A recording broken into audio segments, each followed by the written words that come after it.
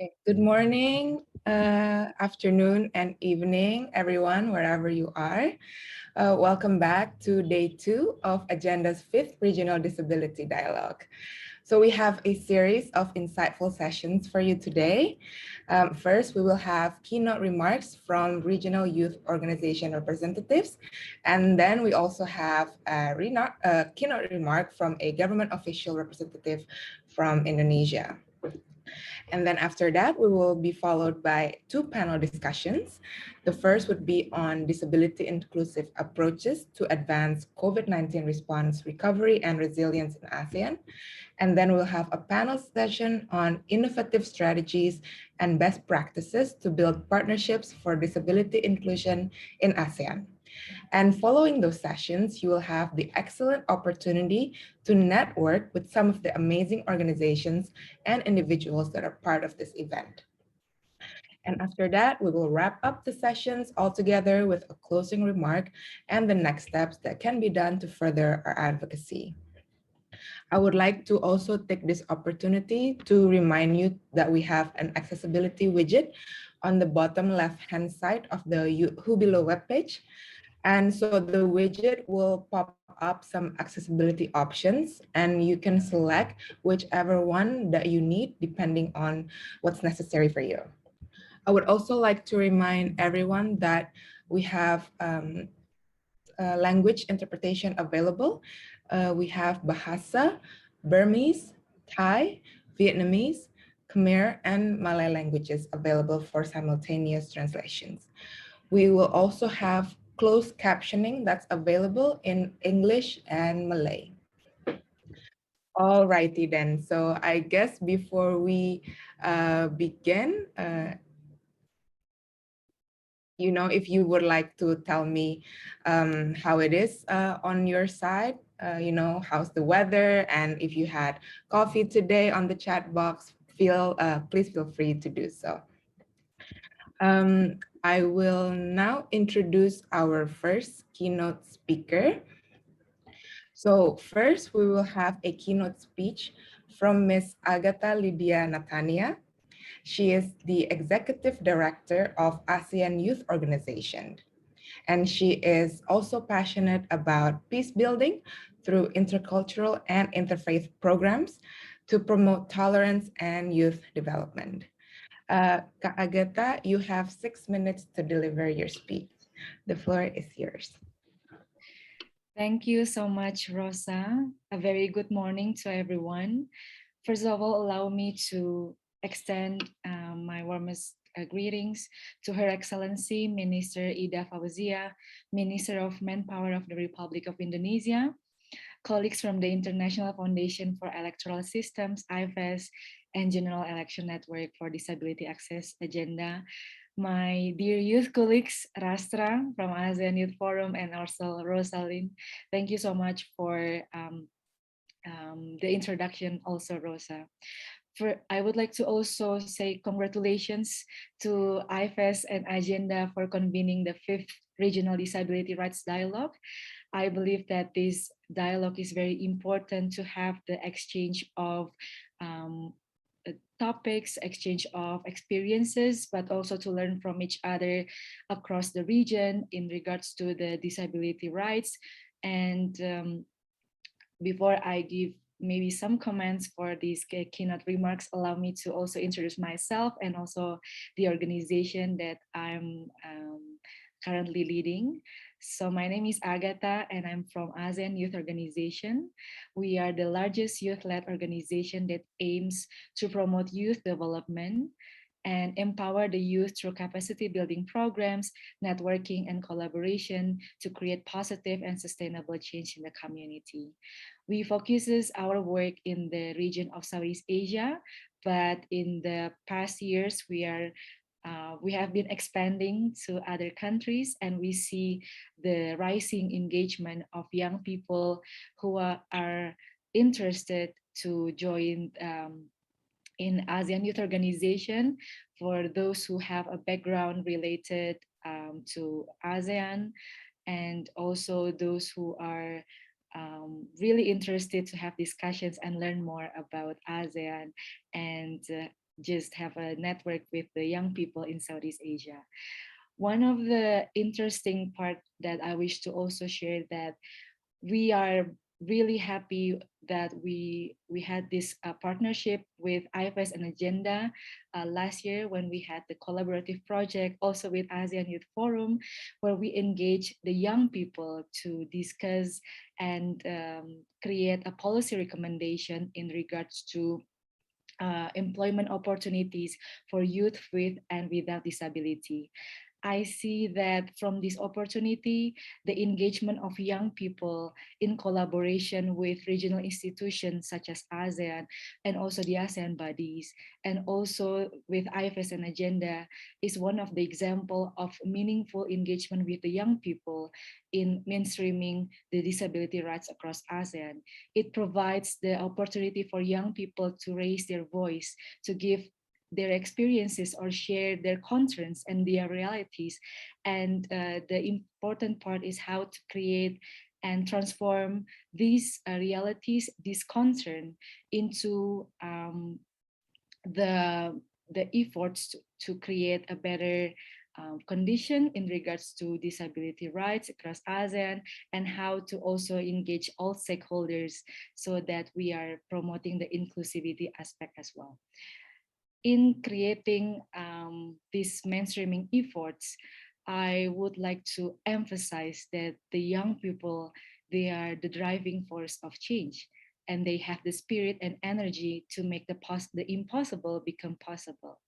And through their creativity and through their energy, they can contribute by sharing their ideas, by sharing their experiences, how to create the unorthodox or maybe the new ways of how to mainstream disability rights, not through only formal and informal, but also through the current trends, and also to engage with the young people and the other stakeholders in the region and beyond.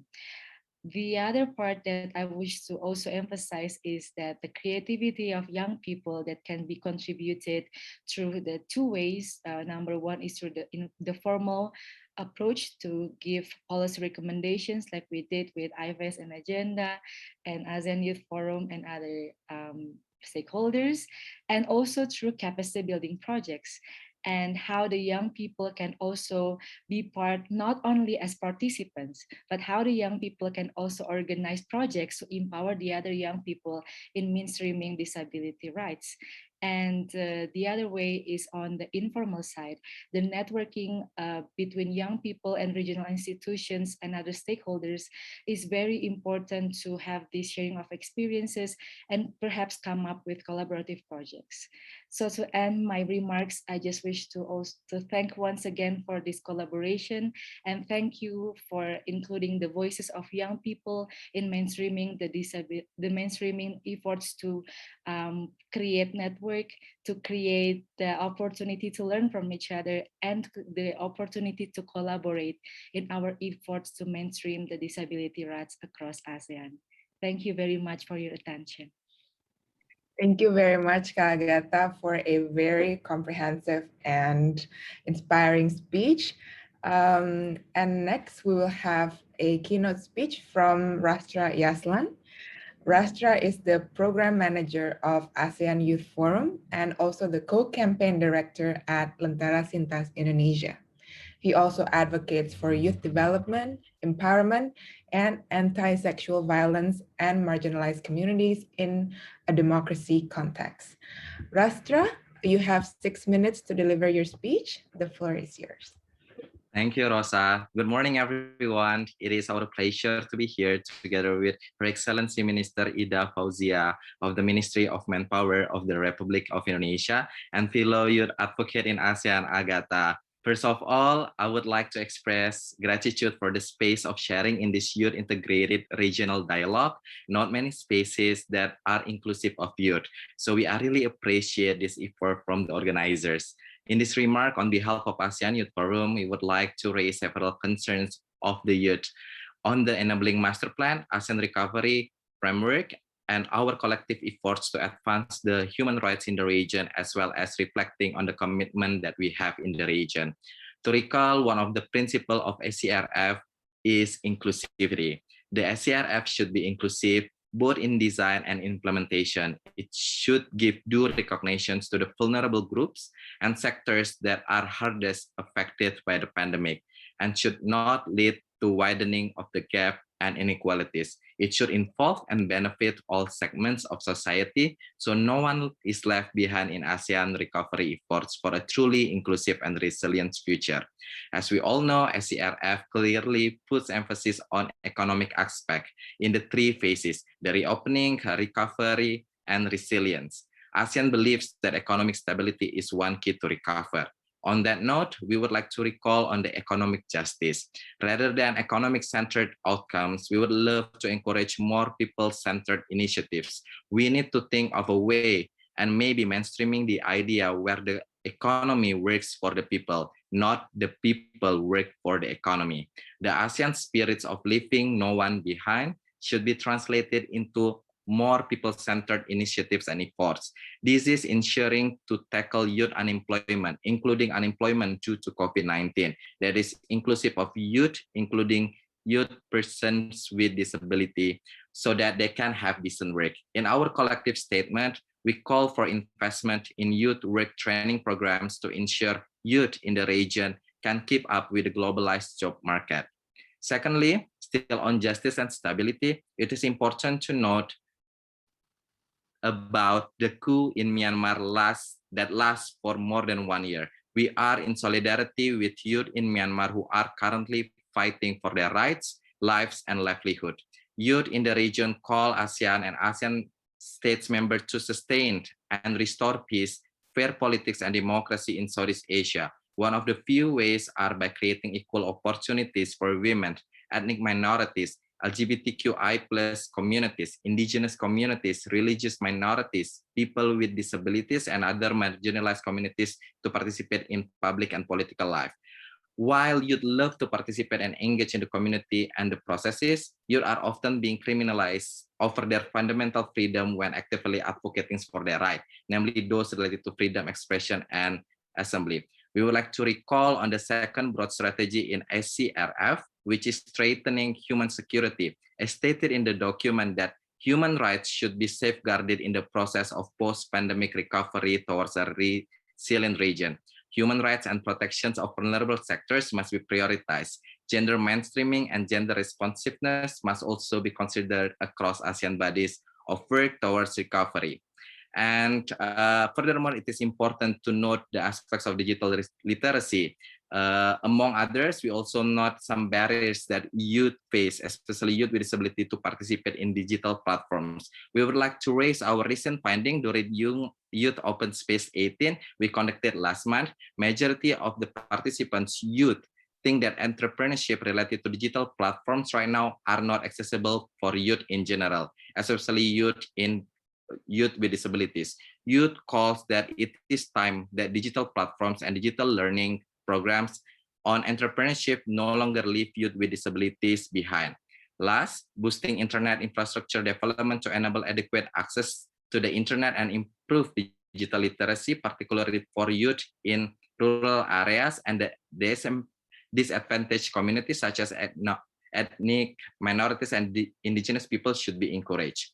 Finally, the challenges that youth face varies. We would like to highlight that youth need the support in terms of funding and resources. More fund mobilization should be taken to support youth-led and youth-centered initiatives in the region. We see the rise of youth initiatives across the regions. Youth wants to be included. Youth calls for more collaborations that are healthy and empowering. To conclude my keynote, an intersectional human rights and gender responsive analysis is crucial for sustainable COVID-19 resilience on the region. This is the only way in which recovery efforts can address the impact of the pandemic on all diverse and marginalized populations. Finally, let us always remember ASEAN commitment reflected in the ASEAN Community Vision 2025, where ASEAN must realize a people-centered ASEAN community, where the peoples enjoy human rights and fundamental freedoms, higher quality of life, and the benefit of communities building. Thank you. Thank you so much, Karastra, for that passionate and speech, and thank you so much for also bringing this call to actions and concerns to the floor today, and especially in front of all of us, and most importantly in front of Her Excellency Ida Fauzia, the Minister of Manpower. We hope that these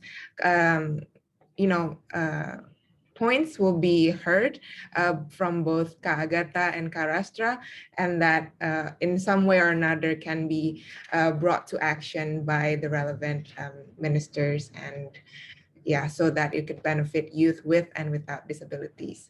Thank you both so much for your speeches. And last but not least, I would like to introduce Her Excellency Minister Ida Fauzia of the Ministry of Manpower of the Republic of Indonesia to also deliver her speech today. And before I do that, let me say that Her Excellency is an Indonesian politician affiliated with the National Awakening Party, and she started her career as a member of the House of Representatives back in 1999 when she was only 29 years old. However, she is now one of the most senior and respected female politicians in Indonesia's parliament, and she's also received multiple awards for her inspiring leadership. And now, without further ado, Her Excellency Ida, the floor is yours.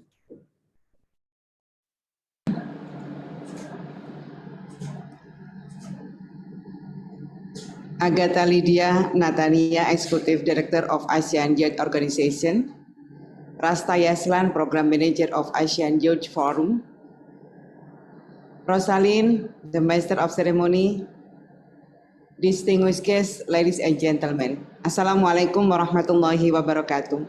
Good morning from Jakarta. I am pleased to be here today on this special dialogue forum hosted by the International Foundation for Electoral System, Network for Disabilities Access or Agenda. This forum is a significant moment to confirm our commitment in empowering people with disabilities and inclusive labor sectors development. Distinguished guests, ladies and gentlemen, as you might be aware, over 1 billion disabled people, corresponding to 15% of the world's population, living with great functional difficulties in their day-to-day lives. 80% of persons with disabilities acquire their disability between the age of 18 and 64. Their preference in the productive age is higher in developing countries. In the employment sectors, persons with disabilities are having more difficulties in getting jobs, are more likely to experience job loss, and have more challenges in returning to job after pandemic recovery. In social protection, the coverage of people with disabilities for having access to social insurance is being challenged because it's too low, only 28% for the Asia region. At the national level, there are 16.94 million people with disabilities in Indonesia at their working age, with a composition of 55% of them are female and 45% are male. And as of August 2021, there were 7.04 million workers with disabilities.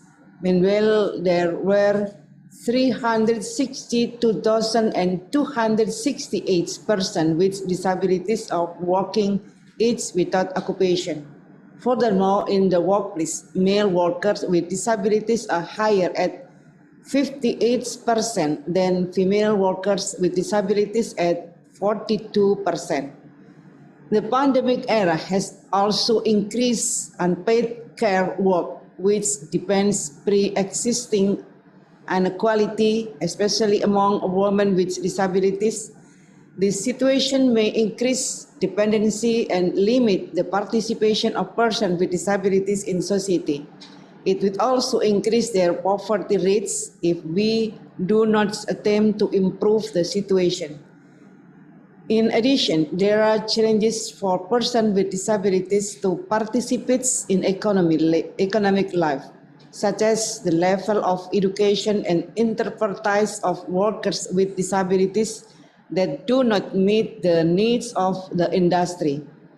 The low availability of employment opportunities for people with disabilities, which are more likely in the service and retail sectors rather than the industrial sector, barriers to access to information that are not yet inclusive, and limited availability of accommodation and accessibility in the workplace.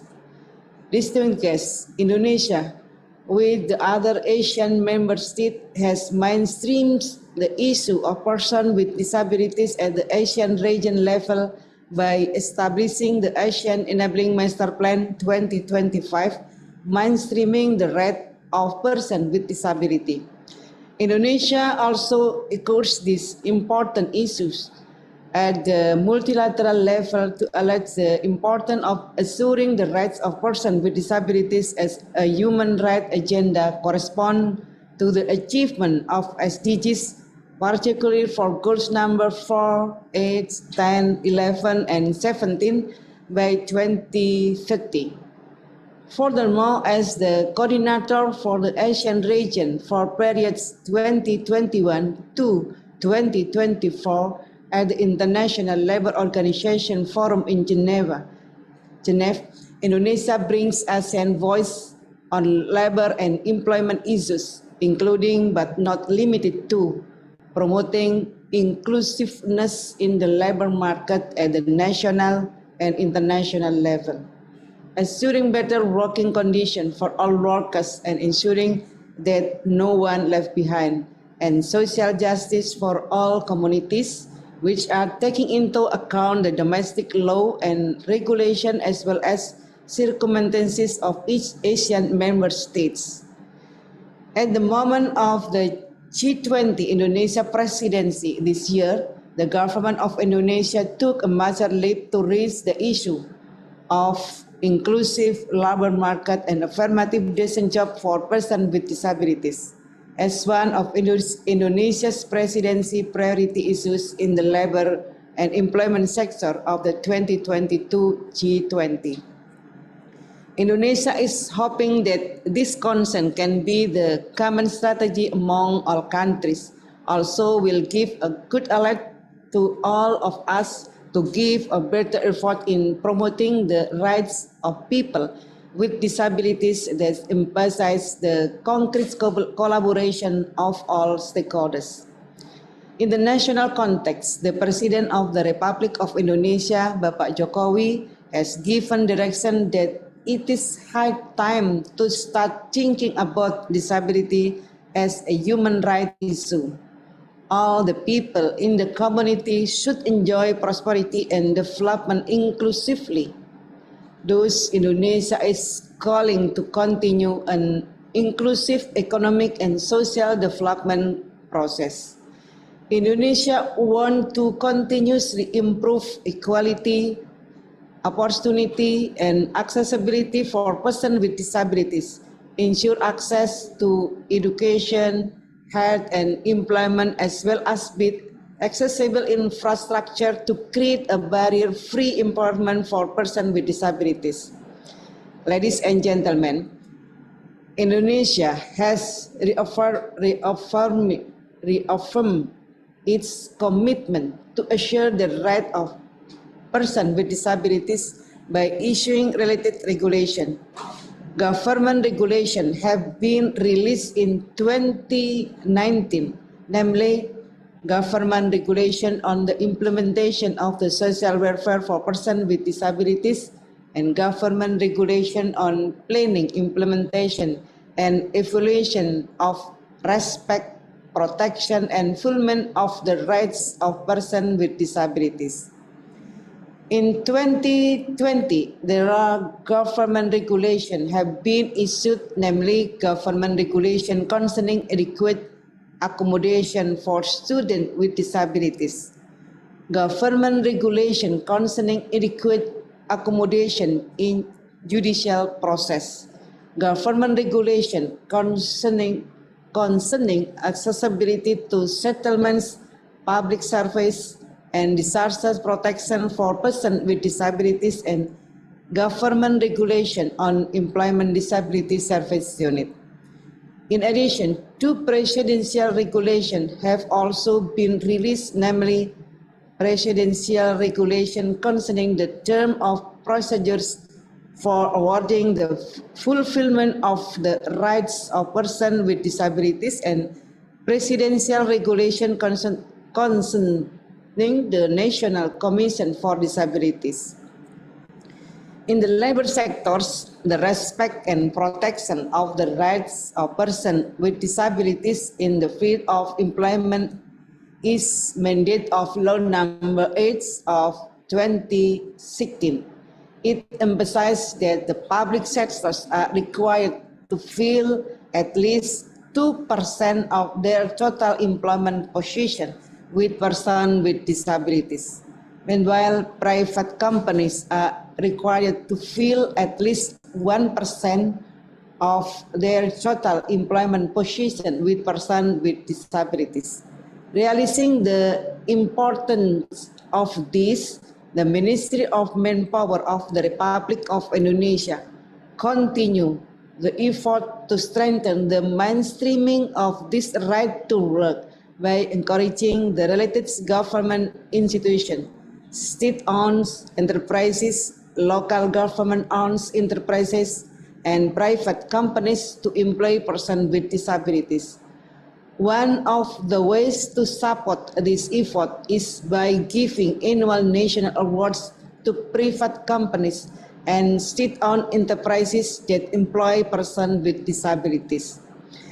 In 2021, there are 1,271 persons with disabilities employed in 72 state-owned enterprises and 4,554 persons with disabilities employed in 588 private companies.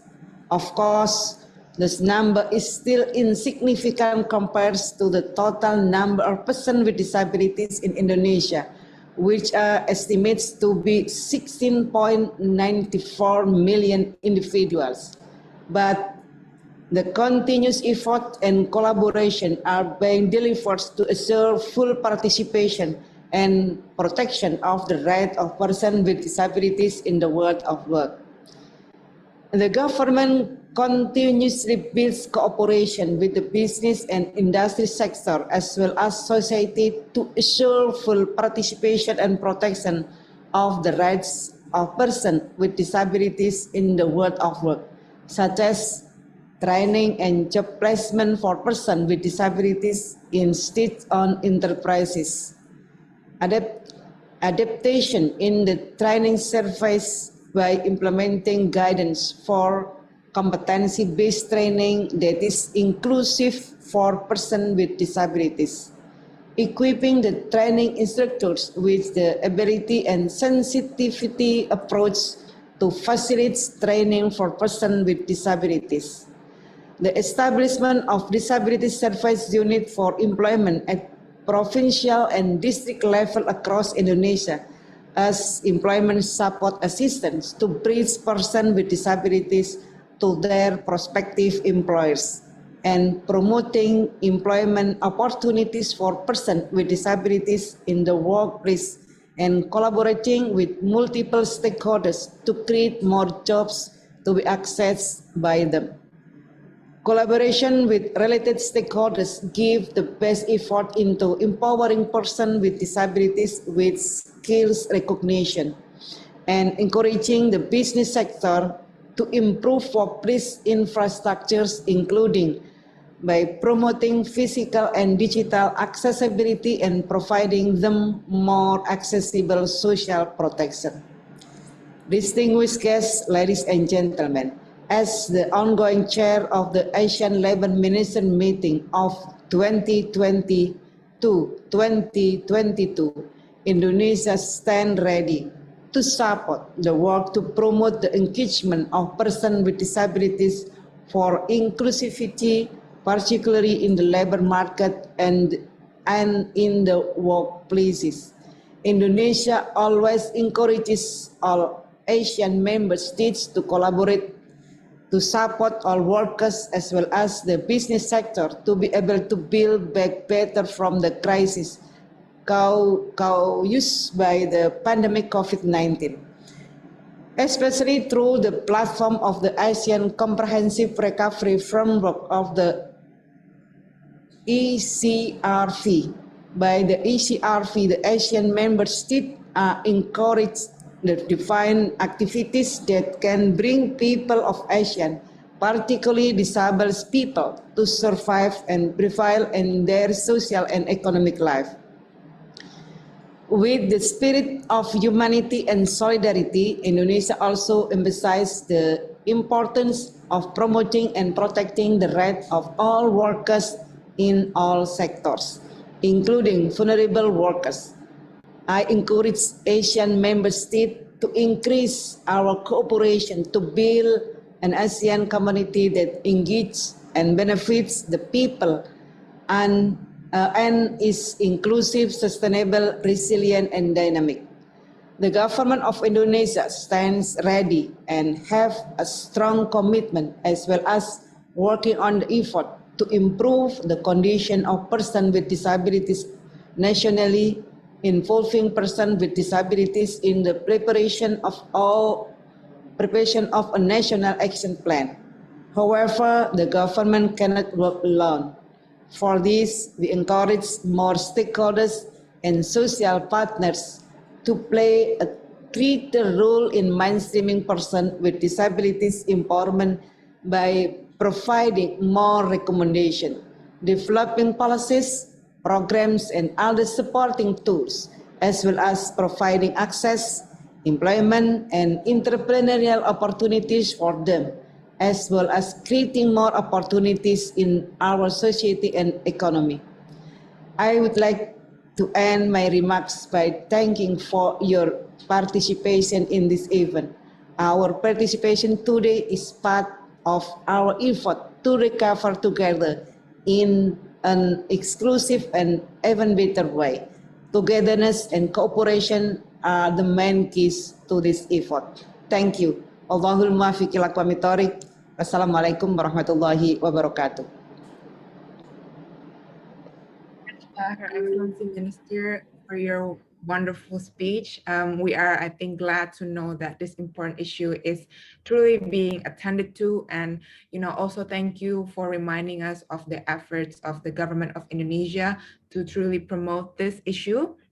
I mean, I believe that despite all of our efforts collectively that we have done, we can still do a lot more, to really ensure that the disability rights are truly protected, respected, and most importantly, fulfilled. I would like to thank all of our keynote speakers once again for all of their speeches, and to also remind the participants that, we can all of us truly just, if we are taking the time and the mindset to create an inclusive environment for youth and those for youth with and without disability and all of the other people with and without disabilities, we can then truly build an inclusive environment for everyone. Thank you all so much once again for your speeches. And now, without further ado, I would like to transition us into the first panel session. We will be conducting the first panel session on disability inclusive approaches to advance COVID-19 response recovery and resilience in ASEAN. The session will be moderated by Mr. Ruby Amir, the founder of Kerjabilitas, and we'll have Her Excellency Professor Dr. Amara Pongsapich, the representative of Thailand to the ASEAN Intergovernmental Commission on Human Rights. We will have Ms. Yenita Oktora, the HR Director at L'Oreal Indonesia. And we will also have Mr. Lim Puaitiak, the Chairman of Disability Forum, ASEAN Disability Forum, sorry.